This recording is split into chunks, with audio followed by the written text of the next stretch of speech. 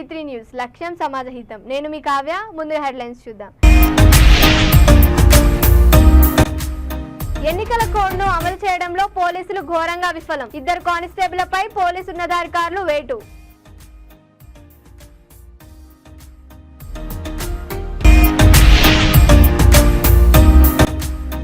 అధికారంలో ఉన్నామనే అహంకారంతో వైసీపీ నాయకులు దాడులకు పాల్పడుతున్నారు.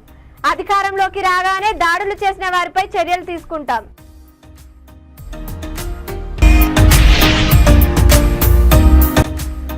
తోట్లవల్లూరు మండలం రొయ్యూరు గ్రామంలో పోలీస్ కాటన్ సర్చ్.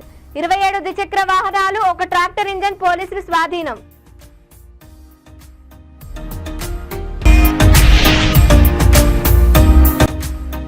ధాన్యం కొనుగోలు ప్రక్రియను జిల్లాలో వేగవంతంగా పూర్తి చేయాలి. ధాన్యం కొనుగోలు కేంద్రాలను పరిశీలించిన కలెక్టర్ సిక్తా పట్నాయక్.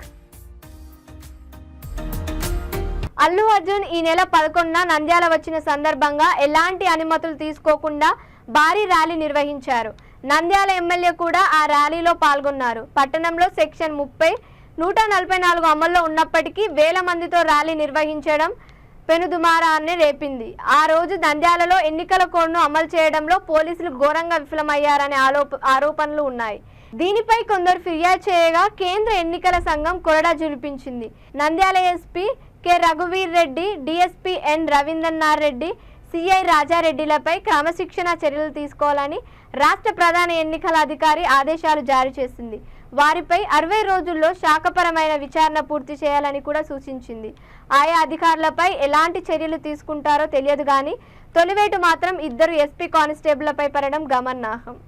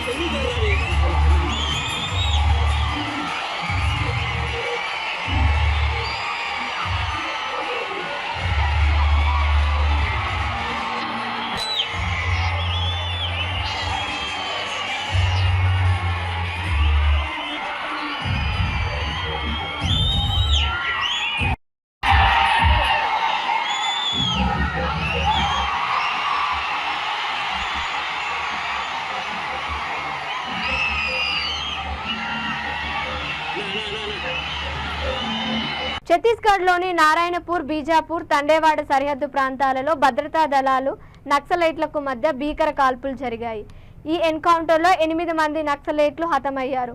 వారి నుండి 8 ఆయుధాలు, ఇతర ఆయుధాలు, సామాగ్రి కూడా స్వాధీనం చేసుకున్నారు. నక్సలైట్లు ఎన్కౌంటర్ తర్వాత భద్రతా దళాల సిబ్బంది ఇంద్రావతి నదిని దాటి తమ ప్రధాన కార్యాలయానికి చేరుకున్నారు.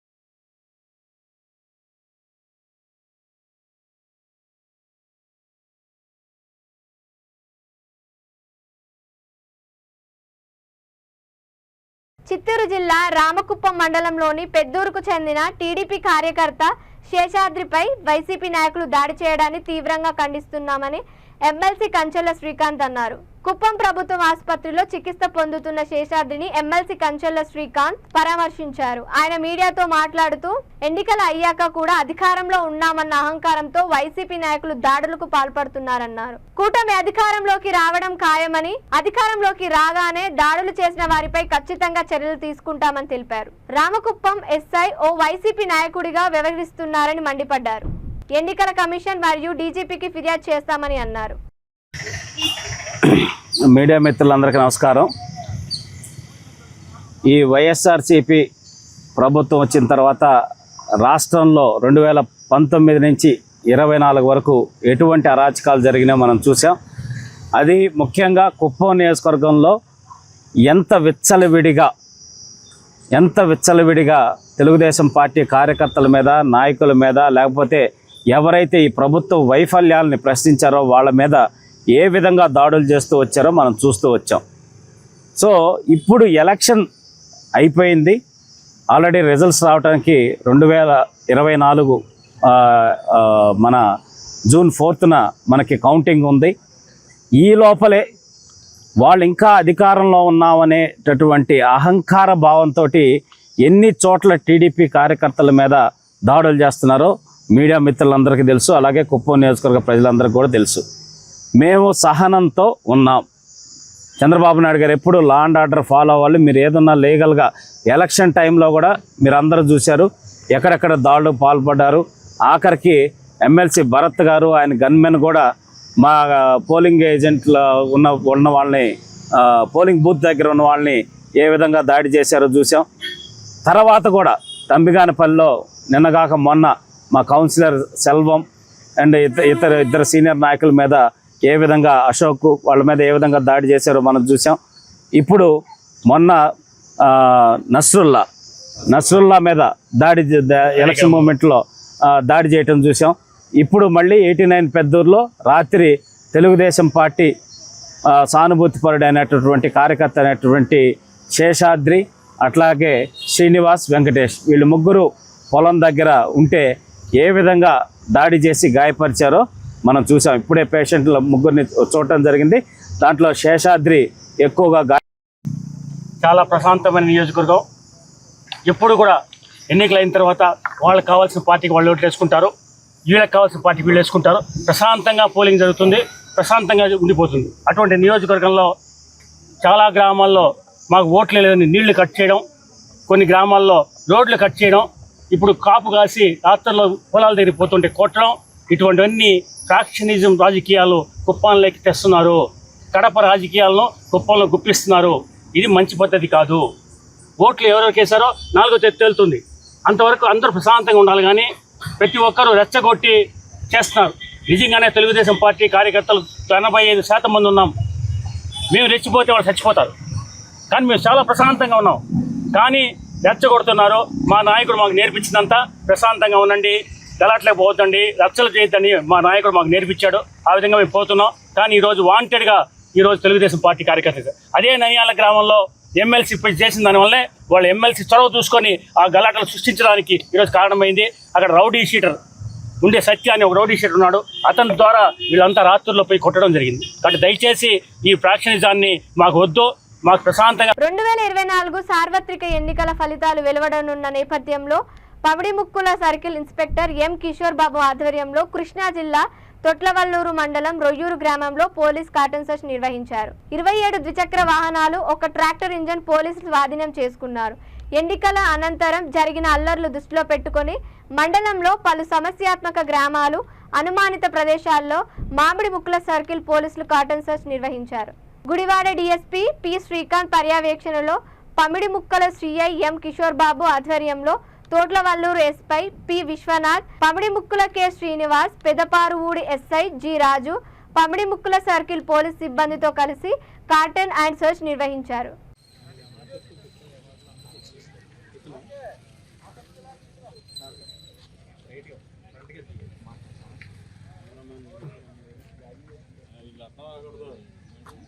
వీడియో చూడండి, ఫ్యాన్ కెమెరా తీసుకోవాలి.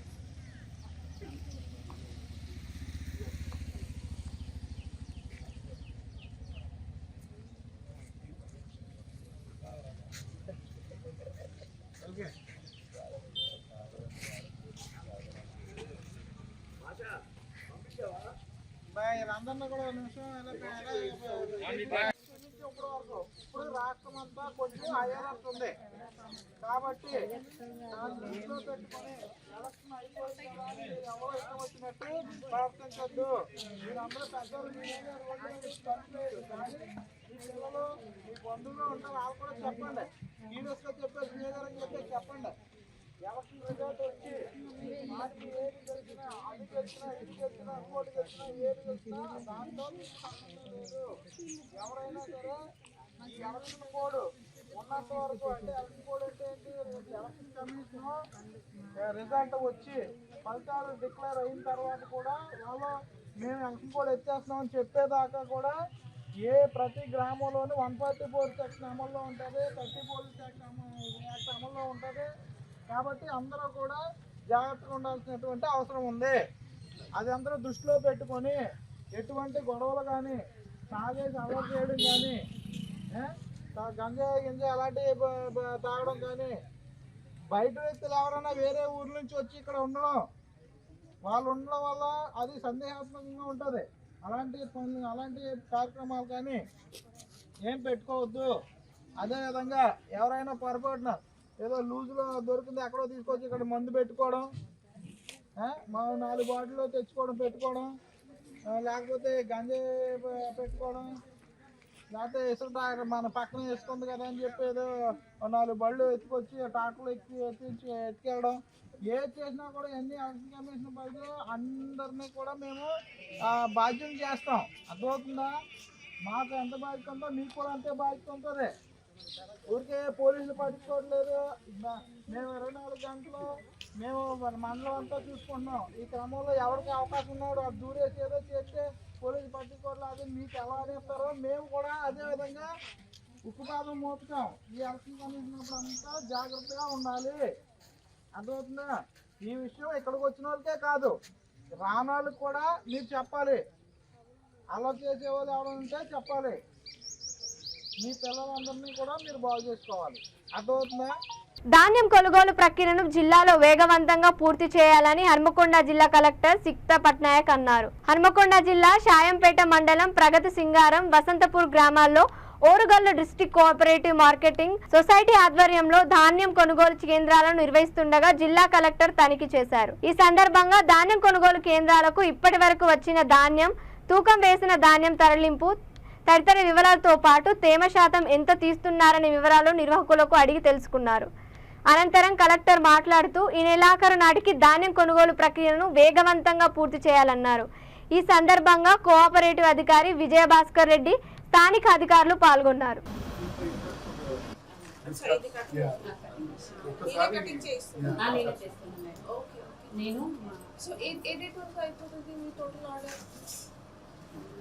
ఎన్ని డేస్ పడుతుంది? 5 ఇచ్చింది మేడం. 5 వరకు కంప్లీట్ చేయాలి. 5 జూన్ వరకు అయిపోతుందా మేడం? ఏ స్కూల్ ప్లాన్ చేసాము?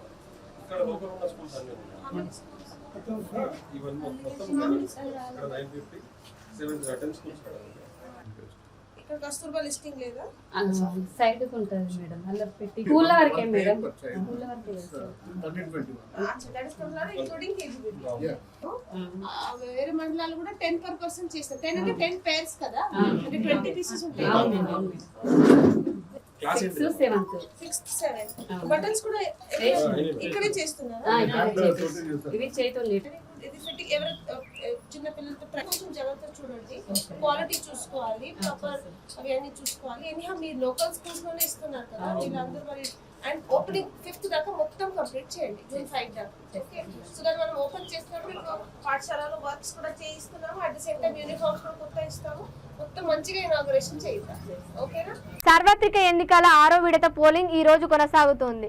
6 రాష్ట్రాలు 2 కేంద్రపాలిత ప్రాంతాల్లోని 58 లోక్సభ స్థానాలకు నేడు ఓటింగ్ జరుగుతోంది. ఈ క్రమంలో నేడు దేశ రాజధాని ఢిల్లీలోని ఓ పోలింగ్ కేంద్రంలో రాష్ట్రపతి ద్రౌపది ముర్ము తన ఓటు హక్కును వినియోగించుకున్నారు. ప్రజలందరూ తమ ఓటు హక్కును వినియోగించుకోవాలని రాష్ట్రపతి ఈ సందర్భంగా కోరారు.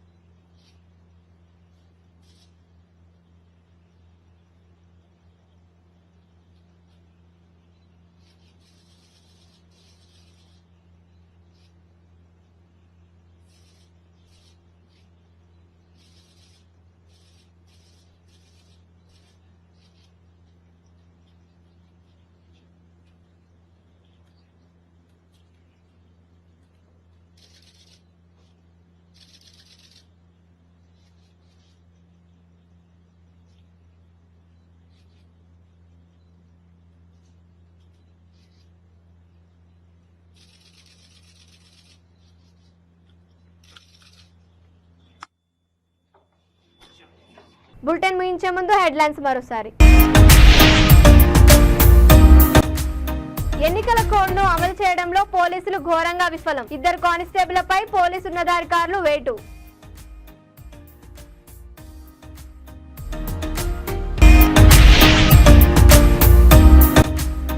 అధికారంలో ఉన్నామనే అహంకారంతో వైసీపీ నాయకులు దాడులకు పాల్పడుతున్నారు.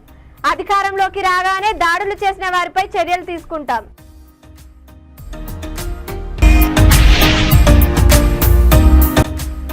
తోట్లవల్లూరు మండలం రొయ్యూరు గ్రామంలో పోలీస్ కాటన్ సర్చ్. 27 ద్విచక్ర వాహనాలు, 1 ట్రాక్టర్ ఇంజన్ పోలీసులు స్వాధీనం.